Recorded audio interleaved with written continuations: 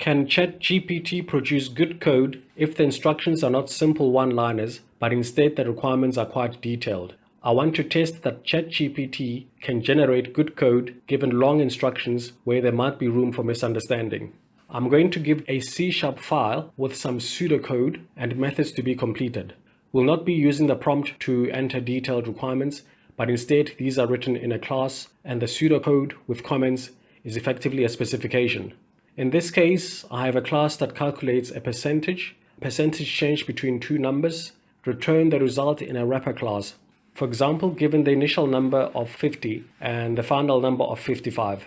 The change or difference is 5, percentage increase is 10%, or represented as a fraction 0.1.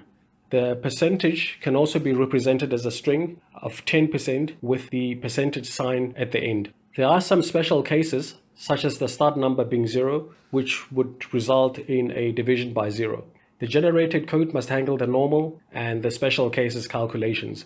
Before getting the ChatGPT to generate the code, I already have my working version for which I have written comprehensive unit tests. Just to show that these tests are passing, okay, so the tests are passing, and then the AI generated code must also pass these unit tests. So what am I expecting? I do not expect to be impressed. Instead, I expect to spend a lot of time correcting the code generated by ChatGPT because, once again, this is not a one-line prompt, but there are just too many instructions in this C# file and there could be some confusion.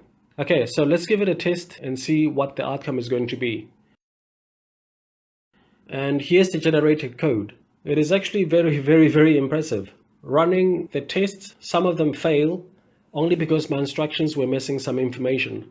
And also some tests need to be modified. But otherwise, ChatGPT actually got it 100%, was able to follow very long instructions and pseudocode in the C# file.